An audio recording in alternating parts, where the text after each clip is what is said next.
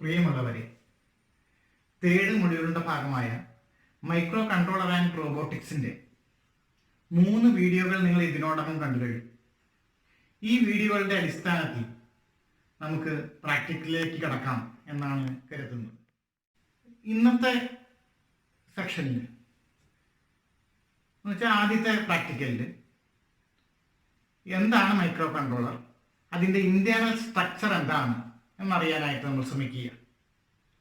So what is micro controller? ഒരു micro controller എന്താണ്?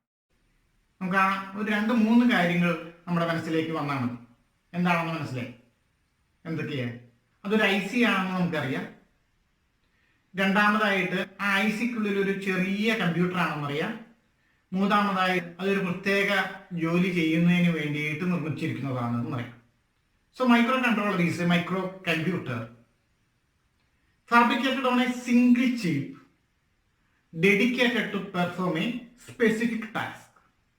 ഒരു പ്രത്യേക ജോലി ചെയ്യുന്നതിന് വേണ്ടിയിട്ട് ഒരു ICക്കുള്ളിൽ നിർമ്മിച്ചിരിക്കുന്ന മൈക്രോ കമ്പ്യൂട്ടറിനെയാണ് നമ്മൾ മൈക്രോ കൺട്രോളർ എന്ന് പറയുന്നത്. മൈക്രോ കൺട്രോളറിന്റെ ഫാമിലീസ് നോക്കുകയാണെങ്കിൽ 8051, AVR, PIC, ARM തുടങ്ങി ഫാമിലീസുകളുണ്ട്.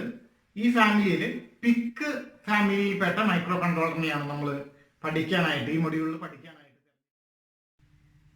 നമുക്ക് പഠിക്കാനുള്ള micro controller IC PIC 16F877A എന്ന മൈക്രോ കൺട്രോളർ IC ആണ്. നേരത്തെ സൂചിപ്പിച്ചു, PIC എന്ന് പറയുന്നത് അതിൻ്റെ ഫാമിലിയാണ്. 16F സീരീസിൽപ്പെട്ട 877A എന്ന നമ്പറിലുള്ള micro controller IC. What is PIC stands for? Programmable Interface Controller. Programmable Interface Controller. F stands for Flash Memory. Program മെമ്മറിയാണ് ഉദ്ദേശിക്കുന്നത്. ഫ്ലാഷ് ടെക്നോളജി ഉപയോഗിച്ചിട്ടുള്ളതാണ്. 877 എന്ന IC എന്ത്? അതിൻ്റെ അപ്ഗ്രേഡ് വേർഷനാണ് 77A. So A stands for advance. അപ്പോൾ ഇതിലെ ഭാഗങ്ങളെല്ലാം ക്ലിയർ ആയി കാണും. PIC 16F877A. ഇനി അതിൻ്റെ ഇന്റേണൽ സ്ട്രക്ചറിലേക്ക് പോകുന്നതിന് മുമ്പ് ഒരു ജനറൽ ആയിട്ട് ഒരു മൈക്രോ കൺട്രോളർ എങ്ങനെ വർക്ക് ചെയ്യുന്നു? അത് ഇൻപുട്ടിൽ നിന്ന് ഡാറ്റയെ സ്വീകരിക്കുന്നു, പ്രോഗ്രാമിൽ പറഞ്ഞിരിക്കുന്ന നിർദ്ദേശങ്ങൾക്കനുസരിച്ച് ആ ഡാറ്റയെ പ്രോസസ്സ് ചെയ്യുന്നു, റിസൾട്ടന്റ് ഡാറ്റ എന്ത് ചെയ്യുന്നു? ഏത് പ്രവൃത്തിയാണോ ചെയ്യേണ്ടത് ആ പ്രവൃത്തി ചെയ്യാൻ വേണ്ടിയിട്ട് ഉപയോഗിക്കുന്നു. അല്ലേ, നമ്മൾ നേരത്തെ പറഞ്ഞത് സ്പെസിഫിക് ടാസ്ക് ആണ് ചെയ്യുന്നത്. അപ്പം ആ ടാസ്ക് ചെയ്യാനായിട്ട് റിസൾട്ടന്റ് ഡാറ്റ ഉപയോഗപ്പെടുത്തും. ഇനി നമുക്ക് അതിൻ്റെ ഉൾഘടന എങ്ങനെയാണെന്ന് നോക്കാം. ആദ്യമേ തന്നെ നമുക്ക് മൈക്രോ കൺട്രോളറിൻ്റെ ഭാഗങ്ങൾ ഏതെല്ലാമാണെന്ന് നോക്കാം. അത് കഴിഞ്ഞ് ഓരോ ഭാഗങ്ങളിലേക്കും വരാം. ഏറ്റവും പ്രധാനപ്പെട്ട ഭാഗം നമുക്കറിയാം, central processing unit. Data process ചെയ്യുന്നത് ഈ ഭാഗത്തായിരിക്കും. മെമ്മറിയിലേക്ക് വരികയാണെങ്കിൽ 2 ഭാഗങ്ങൾ, പ്രോഗ്രാം മെമ്മറിയും ഡാറ്റ മെമ്മറിയും. മൈക്രോ കൺട്രോളറിൻ്റെ പ്രവർത്തനം എങ്ങനെ ആയിരിക്കണം എന്ന് തീരുമാനിക്കുന്നത് നാം നൽകുന്ന ഇൻസ്ട്രക്ഷൻസ് ആണ്. അത് മാറ്റമില്ലാതെ സൂക്ഷിക്കാനായിട്ട് റീഡ് ഒൺലി മെമ്മറി വേണം. അതാണ് പ്രോഗ്രാം മെമ്മറി. അതുപോലെ പ്രോസസ്സ് ചെയ്യുന്നതിനായിട്ട് ഉപയോഗിക്കുന്ന ഡാറ്റ താൽക്കാലികമായിട്ട് സൂക്ഷിച്ചു വെക്കുന്നത് റാൻഡം അക്സസ് മെമ്മറി, ഡാറ്റ മെമ്മറിയിലായിരിക്കും. അതേപോലെ തന്നെ ചില സ്പെഷ്യൽ സിറ്റുവേഷൻസിനെ ഹാൻഡിൽ ചെയ്യാനായിട്ട് CPU-വിനെ സഹായിക്കുന്ന 2 ഘടകങ്ങൾ, ഇൻ്ററപ്റ്റും WDTയും. മൈക്രോ കൺട്രോളറിലേക്ക് ഇൻപുട്ടും ഔട്ട്പുട്ടും പെരിഫറൽസ് കണക്ട് ചെയ്യേണ്ട ഡിവൈസസുകൾ കണക്ട് ചെയ്യേണ്ടതായിട്ട് വരും. അതിനുള്ള സംവിധാനമാണ് ഈ പോർട്ടുകൾ, IO പോർട്ടുകൾ, ഇൻപുട്ട് ഔട്ട്പുട്ട് പോർട്ടുകൾ. അതേപോലെ തന്നെ നമുക്കിവിടെ കാണാനായിട്ട് സാധിക്കും പവർ സപ്ലൈ ഉണ്ട്, റീസെറ്റ് ഉണ്ട്, ടൈമർ. ചിലപ്പോൾ ചില പ്രോഗ്രാമുകളിൽ മൈക്രോ കൺട്രോളറിന് സമയദൈർഘ്യത്തിൻ്റെ അടിസ്ഥാനത്തിൽ പ്രവർത്തിക്കേണ്ടതായിട്ട് വരും. ആ സമയത്ത് CPU-വിനെ സഹായിക്കുന്നതാണ് ടൈമർ മൊഡ്യൂള്. സീരിയൽ കമ്മ്യൂണിക്കേഷൻ പ്രോട്ടോക്കോളുകളായ 3 പ്രോട്ടോക്കോളുകൾ അടങ്ങിയ ഘടകം, അത് മറ്റു ഡിവൈസസുകളുമായിട്ട് ഡാറ്റ കമ്മ്യൂണിക്കേറ്റ് ചെയ്യുന്നതിന് സഹായിക്കുന്നു. ഓസിലേറ്ററി സർക്യൂട്ട് ഉണ്ട്. Analog to digital converter, analog സിഗ്നലിനെ ഡിജിറ്റൽ സിഗ്നലായിട്ട് കൺവേർട്ട് ചെയ്യുന്ന ഭാഗം. അതേപോലെ തന്നെ വേവ് ഫോം ജനറേഷന് സഹായകരമായ ക്യാപ്ചർ കമ്പയർ PWM മൊഡ്യൂൾ. ഇത്രയും ഭാഗങ്ങളാണ് ഇതിനകത്തുള്ളത്. ഇനി ഓരോന്നും ഏതെല്ലാമാണെന്ന് നമുക്ക് ഒന്നുകൂടി നോക്കാം. ഒരു മൈക്രോ കൺട്രോളർ പ്രവർത്തന സജ്ജമാകുന്നതിന് നമ്മൾ അടിസ്ഥാനപരമായിട്ട് 3 കാര്യങ്ങൾ പ്രൊവൈഡ് ചെയ്യേണ്ടതുണ്ട്. 1, അതിന് പവർ കൊടുക്കണം. 2, അതിന് ക്ലോക്ക് സിഗ്നൽസ് കൊടുക്കണം. 3, റീസെറ്റ് വോൾട്ടേജ് കൊടുക്കണം.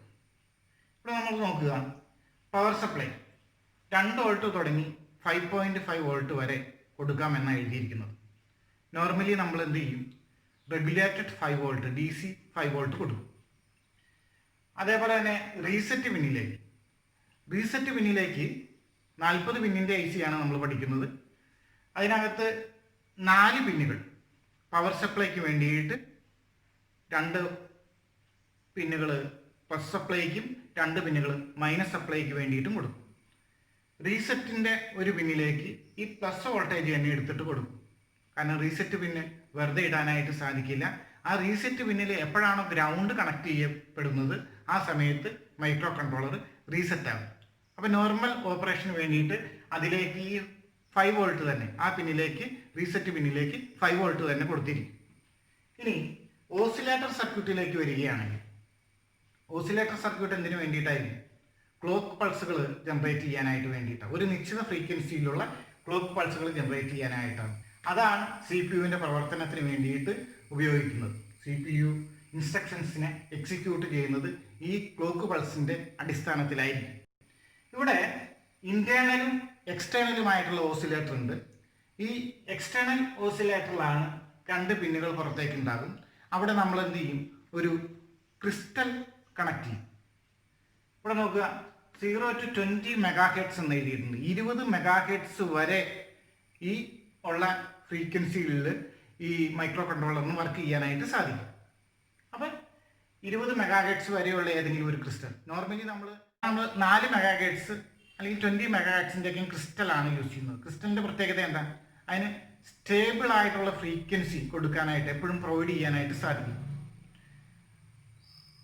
അപ്പോൾ 20 മെഗാഹെർട്സ് ആകുമ്പോൾ സ്പീഡ് കൂടുതലായിരിക്കും, CPU-വിൻ്റെ എക്സിക്യൂഷൻ സ്പീഡ് കൂടുതലായിരിക്കും എന്നർത്ഥം. ഇവിടെ നോക്കുക, CPU-യിലേക്ക് വരികയാണെങ്കിൽ സെൻട്രൽ പ്രോസസ്സിംഗ് യൂണിറ്റ്. എന്തെല്ലാം ഭാഗങ്ങളാണ് CPU-യിലുള്ളത്? നിങ്ങൾ കേട്ടിട്ടുള്ളതാണ്, കഴിഞ്ഞ മൊഡ്യൂളിൽ പഠിച്ചിട്ടുള്ള CPU. അതിനകത്ത് ALU എന്ന ഭാഗമുണ്ട്, അരിത്തമെറ്റിക് ലോജിക് യൂണിറ്റ്. അരിത്തമെറ്റിക് ഓപ്പറേഷനും ലോജിക് ഡിസിഷനും എടുക്കാൻ കഴിവുള്ള ALU എന്ന ഭാഗം. അതേപോലെ തന്നെ CPU-ൻ്റെ മറ്റു ഭാഗം എന്താ? കൺട്രോൾ യൂണിറ്റ് ഉണ്ടാവും. ഈ മൈക്രോ കൺട്രോളറിൻ്റെ എല്ലാ ഘടകങ്ങളെയും കൺട്രോൾ ചെയ്യുന്നത് ഈ കൺട്രോൾ യൂണിറ്റ് ആയിരിക്കും. അതേപോലെ തന്നെ ഒരു അല്പം മെമ്മറി ഉണ്ടാവും. അപ്പം CPU-യിൽ ഉണ്ടാകുന്ന ഘടകങ്ങൾ ALU ഉണ്ടാകും, കൺട്രോൾ യൂണിറ്റ് ഉണ്ടാവും, അല്പം മെമ്മറിയും ഉണ്ടാകും. ഈ ഭാഗത്താണ് നമ്മുടെ ഡേറ്റകളെ പ്രോസസ്സ് ചെയ്യുന്നത്. മെമ്മറിയിലേക്ക് വരുമ്പോൾ, മെമ്മറി മെയിനായിട്ട് 2 മെമ്മറികളാണ് ഉള്ളതെന്ന് പറഞ്ഞു. പ്രോഗ്രാം മെമ്മറി ഉണ്ട്, ഡേറ്റ മെമ്മറി ഉണ്ട്. എന്താണ് പ്രോഗ്രാം മെമ്മറി? പ്രോഗ്രാം മെമ്മറിക്കുള്ളിൽ എന്താണ്?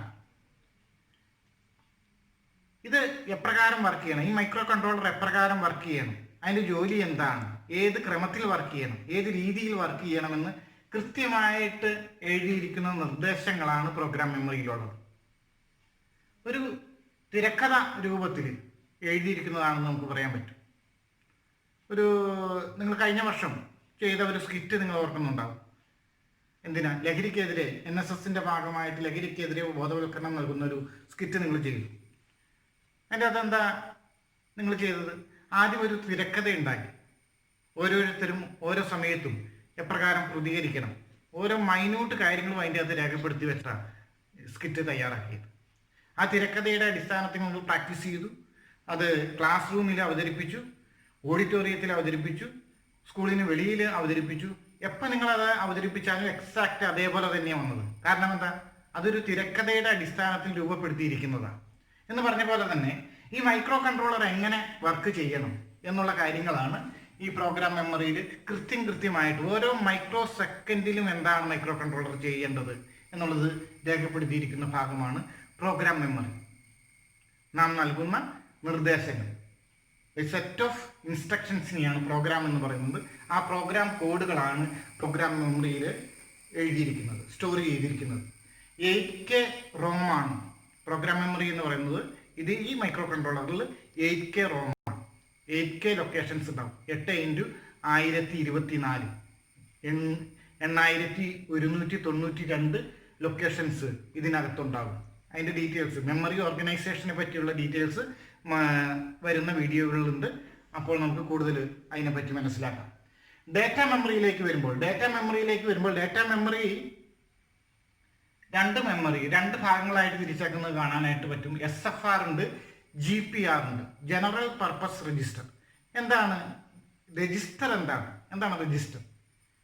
രജിസ്റ്റർ എന്ന് പറഞ്ഞു കഴിഞ്ഞാലും രജിസ്റ്ററിനെ പറ്റി നമുക്കറിയാം. സ്കൂളുകളിലൊക്കെ രജിസ്റ്റർ ഉണ്ട്. രജിസ്റ്റർ എന്തിനായിരിക്കും? വിവരം ശേഖരിച്ച് വെക്കാനായിട്ടാണ്. അതേപോലെ ഇവിടെ മെമ്മറി രജിസ്റ്റർ എന്ന് പറയുന്നത് ഡാറ്റ ശേഖരിച്ച് വെക്കാനായിട്ടാണ്. ഇവിടെ ഡാറ്റ മെമ്മറിയിൽ 8 ബിറ്റ് രജിസ്റ്ററാണുള്ളത്. 8 ബിറ്റുകളെ, 0s 1 8 ബിറ്റുകളെ സ്റ്റോർ ചെയ്യാൻ പറ്റുന്നതാണ് നമ്മളിവിടുത്തെ ഒരു ഫയൽ രജിസ്റ്റർ എന്ന് പറയുന്നത്. അപ്പോൾ ജനറൽ പർപ്പസ് രജിസ്റ്റർ എന്ന് പറയുന്നത് ഇതേപോലെയുള്ള താൽക്കാലികമായിട്ട് നമുക്ക് പ്രോഗ്രാമിനിടയ്ക്ക് സ്റ്റോർ ചെയ്ത് വെക്കേണ്ട ഡേറ്റകളെ ശേഖരിച്ച് വെക്കുന്നതിനുള്ള സ്ഥലമാണ്. അത് നമുക്ക് റീഡ് ചെയ്യുന്നതിനും റൈറ്റ് ചെയ്യുന്നതിനും റിസൾട്ട് ഏത് സമയത്ത് ഏത് ലൊക്കേഷനിൽ സ്റ്റോർ ചെയ്യുന്നതിനും ഒക്കെ സഹായിക്കുന്ന ഭാഗമാണ് ജനറൽ പർപ്പസ് രജിസ്റ്റർ. ഇനി സ്പെഷ്യൽ ഫംഗ്ഷൻ രജിസ്റ്റർ എന്ന് പറഞ്ഞു കഴിഞ്ഞാൽ ഇതേപോലെ തന്നെ, അത് പേരിൽ നിന്ന് തന്നെ നമുക്ക് മനസ്സിലാക്കാം. സ്പെഷ്യൽ ഫംഗ്ഷൻ ഒരു പ്രത്യേക ആവശ്യത്തിന് വേണ്ടിയിട്ടുള്ളതാണ്.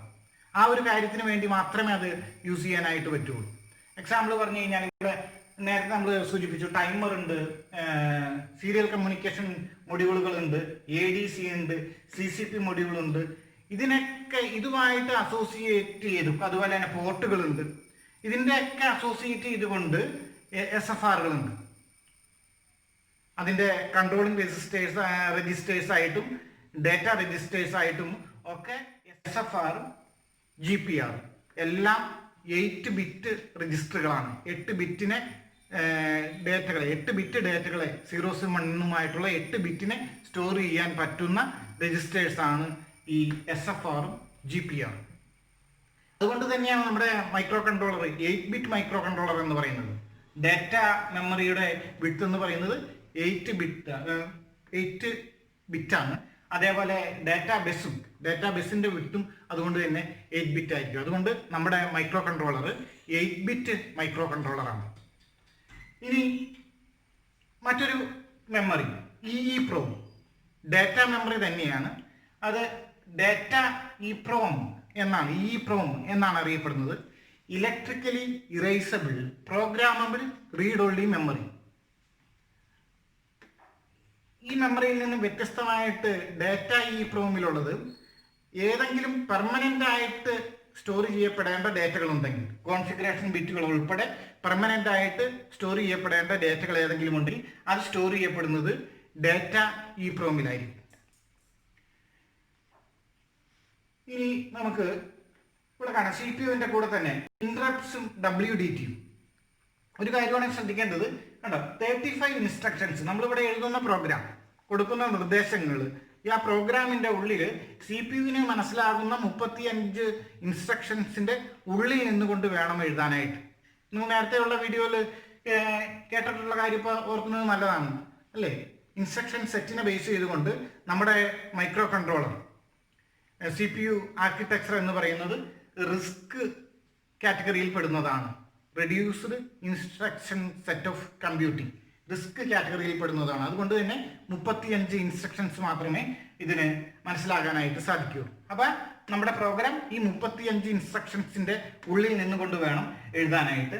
മറ്റൊരു കാര്യം പറഞ്ഞത് ഇൻറ്ററപ്റ്റ്സും WDTയും CPU-വിൻ്റെ ഒരു സ്പെഷ്യൽ ഫീച്ചറാണ് ഇൻറ്ററപ്റ്റ്സും WDTയും. ചില സ്പെഷ്യൽ സിറ്റുവേഷൻസിനെ ഹാൻഡിൽ ചെയ്യാൻ വേണ്ടിയിട്ടുള്ള സഹായിക്കുന്ന ഘടകങ്ങളാണിത്. എന്താണ് ഇൻറ്ററപ്റ്റ്? ഒരു മെയിനായിട്ടുള്ളൊരു പ്രോഗ്രാം എക്സിക്യൂട്ട് ചെയ്തുകൊണ്ടിരിക്കുന്നു, അതിനിടയ്ക്ക് സ്പെഷ്യലായിട്ട് അറ്റൻഷൻ വേണ്ട ഒരു കാര്യം വന്നു ചേരുകയാണ്. ആ സമയത്ത് എന്ത് ചെയ്യും? CPU അതിൻ്റെ മെയിൻ പ്രോഗ്രാം എക്സിക്യൂഷൻ എവിടെയാണോ എത്തിയത് അവിടെ നിർത്തുന്നു. പ്രത്യേകം ചെയ്യപ്പെടേണ്ട ജോലി എന്താണോ ആ ജോലി ചെയ്ത് വന്നിട്ട് തിരികെ എത്തുന്നു. അതാണ് ഇൻറ്ററപ്റ്റ് എന്നുകൊണ്ട് ഉദ്ദേശിക്കുന്നത്. ഇപ്പോൾ തന്നെ നിങ്ങൾ വീഡിയോ കണ്ടുകൊണ്ടിരിക്കുന്നു. വളരെ ഇമ്പോർട്ടൻ്റ് ആയിട്ട് നമ്മൾ കേൾക്കേണ്ടതാണ്, ക്ലാസ് അറ്റൻഡ് ചെയ്യേണ്ടതാണെന്ന് നമുക്കറിയാം. അതിൻ്റെ നമ്മളത് അത്രയും ശ്രദ്ധ കൊടുത്ത് കേട്ടുകൊണ്ടിരിക്കുന്നു. വാതിൽ ചാരിയിട്ടുണ്ട്, വീട്ടിൽ നിന്ന് ഒരാൾ വരികയാണ്, ഡോറിൽ മുട്ടുന്നു, എമർജൻസി ആയിട്ട് ഇന്ന കാര്യം ചെയ്യണമെന്ന് നിങ്ങളോട് ആവശ്യപ്പെടുകയാണ്. നിങ്ങൾ എന്ത് ചെയ്യും? നിങ്ങൾ കണ്ടുകൊണ്ടിരിക്കുന്ന വീഡിയോ അവിടെ പോസ് ചെയ്യുന്നു. എന്താണോ പറഞ്ഞ പെട്ടെന്ന് ചെയ്യേണ്ട ആ പ്രവൃത്തി, ഇമ്മീഡിയറ്റ് ആയിട്ട് അറ്റൻഷൻ കൊടുക്കേണ്ട പ്രവൃത്തി എന്തായിരുന്നോ ആ പ്രവൃത്തി ചെയ്യുന്നു, വീണ്ടും തിരിച്ചു വരുന്നു, വീഡിയോ പ്ലേ ചെയ്യുന്നു. ഇതുപോലെ തന്നെ മൈക്രോ കൺട്രോളറും ഒരു മെയിൻ പ്രോഗ്രാം എക്സിക്യൂട്ട് ചെയ്തുകൊണ്ടിരിക്കുന്നു. അപ്പോൾ ഒരു സ്പെഷ്യൽ ഇവൻറ്റ് വരികയാണ്, അതിന് ഒരു സ്പെഷ്യൽ അറ്റൻഷൻ കിട്ടേണ്ടതാണ്, ഒരു ജോലി അവിടെ ചെയ്യാനായിട്ടുണ്ട്. മൈക്രോ കൺട്രോളർ ചെയ്തുകൊണ്ടിരിക്കുന്ന പ്രവർത്തനം അവിടെ സ്റ്റോപ്പ് ചെയ്യുന്നു, ആ സ്പെഷ്യലി ചെയ്യേണ്ട പ്രവൃത്തി ചെയ്യുന്നു, തിരിച്ച് മെയിൻ പ്രോഗ്രാമിലേക്ക് തിരിച്ചു വരും. അതിനെ സഹായിക്കുന്ന ഘടകമാണ് interrupts. Watch dog timer, WDT. ഒരു സമയവുമായിട്ട് ബന്ധപ്പെട്ട ടൈമർ എന്ന് പറയുമ്പോൾ നമുക്കറിയാം ഒരു സമയവുമായിട്ട് ബന്ധപ്പെട്ടതാണ്.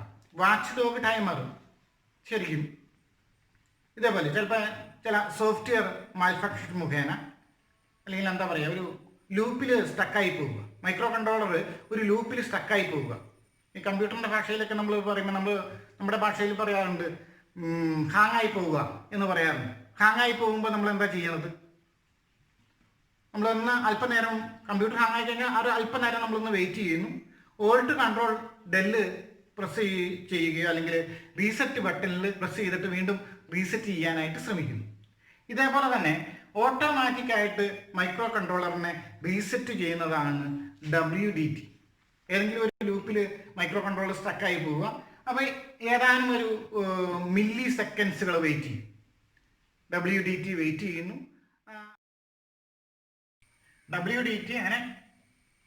WDT മൈക്രോ കൺട്രോളറിനെ റീസെറ്റ് ചെയ്യും. അടുത്ത ഒരു കൂട്ടം ടൈമേഴ്സിലേക്ക് വരിക. ടൈമർ 0, ടൈമർ 1, ടൈമർ 2 എന്ന് പറഞ്ഞ് 3 ടൈമർ മൊഡ്യൂളുകൾ നമുക്കിവിടെ കാണാം. എന്തിനാണ് ടൈമറിൻ്റെ ഉപയോഗം? ടൈമർ ഒരു സമയ ദൈർഘ്യത്തെ സൂചിപ്പിക്കുന്നതാണെന്ന് നമുക്കറിയാം. ചില സന്ദർഭത്തിൽ മൈക്രോ കൺട്രോളറിന് ചില സമയ ദൈർഘ്യത്തിനനുസരിച്ച് പ്രവർത്തിക്കേണ്ടതായിട്ട് വരും. ഫോർ എക്സാമ്പിൾ ഇപ്പോൾ നോക്കിക്കഴിഞ്ഞാൽ ഒരു റൂമിൽ ഓട്ടോമാറ്റിക്കായിട്ടൊരു ഫാൻ ഓൺ ചെയ്യാനും ഓഫ് ചെയ്യാനും സെറ്റ് ചെയ്ത് വെച്ചിരിക്കുകയെന്ന് കരുതുന്നത്. ഒരു നിശ്ചിത സമയം കൂടുമ്പോൾ ആ റൂമിലെ ടെമ്പറേച്ചർ സെറ്റ് ചെയ്യണം. ടെമ്പറേച്ചർ കൂടുതലാണെങ്കിൽ ഫാൻ ഓൺ ആവണം, ടെമ്പറേച്ചർ കുറവാണെങ്കിൽ ഫാൻ ഓഫ് ചെയ്യണം. അപ്പം ആ സമയ ദൈർഘ്യത്തെ മൈക്രോ കൺട്രോളറിനോട് CPU സൂചന നൽകുന്നത് ടൈമറായി. ഇവിടെ 3 ടൈമർ മൊഡ്യൂളുകളാണുള്ളത്. ടൈമർ 0 8 ബിറ്റാണ്, ടൈമർ 1 16 ബിറ്റാണ്, ടൈമർ 2 8 ബിറ്റാണ്. ഇനി വീണ്ടും സീരിയൽ കമ്മ്യൂണിക്കേഷൻ എന്ന് പറഞ്ഞു കഴിഞ്ഞാൽ എന്താ? ഓരോ ബിറ്റ് ബൈ ബിറ്റുകൾ ട്രാൻസ്ഫർ ചെയ്യുന്നതാണ്. കമ്മ്യൂണിക്കേഷൻ എഫക്റ്റീവ് ആവണമെങ്കിൽ, പൂർണ്ണമായും ഡേറ്റ ട്രാൻസ്ഫർ ചെയ്യണമെങ്കിൽ ഒരു നിയതമായ വ്യവസ്ഥയുടെ അടിസ്ഥാനത്തിൽ വേണം കമ്മ്യൂണിക്കേഷൻ നടത്താനായിട്ട്. കമ്മ്യൂണിക്കേഷൻ ഇപ്പോൾ ഇവിടെ നടത്തേണ്ടി വരിക എന്താ? മൈക്രോ കൺട്രോളർ കമ്പ്യൂട്ടറുമായിട്ട് കണക്ട് ചെയ്യുക, മൈക്രോ കൺട്രോളർ മറ്റൊരു മൈക്രോ കൺട്രോളറുമായിട്ട് കണക്ട് ചെയ്യുക, SD കാർഡുകളായിട്ട് കണക്ട് ചെയ്യപ്പെടേണ്ടി വരിക, IR ആയിട്ട് കണക്ട് ചെയ്യപ്പെടേണ്ടി വരിക, പല പല സെൻസറുകളുമായിട്ട് കണക്ട് ചെയ്യപ്പെടേണ്ടി വരിക, പിന്നെ എന്താ ഡിസ്പ്ലേ കൺട്രോളുകളുമായിട്ട് കണക്ട് ചെയ്യപ്പെടേണ്ടി വരിക. അപ്പോൾ പല സ്പീഡ് വ്യത്യാസമുള്ള ഡിവൈസസുകളുമായിട്ട് മൈക്രോ കൺട്രോളറിന് കമ്മ്യൂണിക്കേഷൻ നടത്തേണ്ടതായിട്ട് വരും. ആ സന്ദർഭത്തിൽ രണ്ട് കൂട്ടർക്ക് ഉൾക്കൊള്ളാൻ പറ്റുന്ന രീതിയിൽ വേണം കമ്മ്യൂണിക്കേഷൻ നടത്താനായിട്ട്. ഇപ്പോൾ ഒരു കാര്യം നോക്കിക്കഴിഞ്ഞ് കഴിഞ്ഞാൽ നമ്മൾ ക്ലാസ്സിലൊരു ടീച്ചർ നിങ്ങൾക്ക് നോട്ട് പറഞ്ഞു തരുന്നു. ഒരു നോർമൽ സ്പീഡിൽ പറഞ്ഞു തന്നാൽ നിങ്ങൾക്ക് എല്ലാ നോട്ടുകളും കൃത്യമായിട്ട് എഴുതിയെടുക്കാനായിട്ട് സാധിക്കും. ആ ടീച്ചർ സ്പീഡ് വല്ലാതെ കൂട്ടിക്കഴിഞ്ഞാൽ എന്ത് സംഭവിക്കും? കുറേ വാക്കുകൾ നിങ്ങൾക്ക് മിസ്സിങ് ആയി. അപ്പം ആ രണ്ട് കൂട്ടർക്ക് ഉൾക്കൊള്ളാനായിട്ട് പറ്റാത്ത സ്പീഡിലേക്ക് മാറും.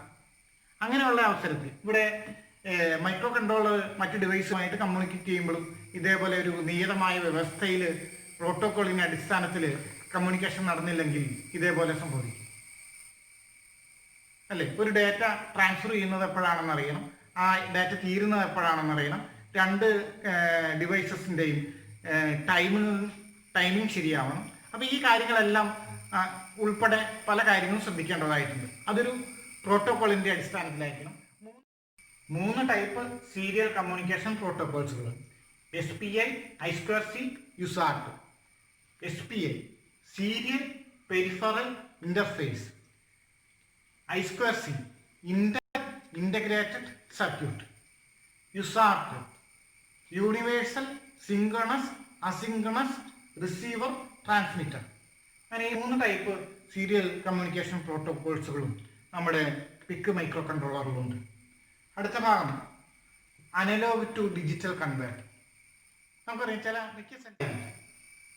നമുക്ക് ഇവിടുന്ന് ലഭിക്കുന്ന ഇൻപുട്ട് സിഗ്നൽസുകൾ അനലോഗ് ആയിരിക്കും.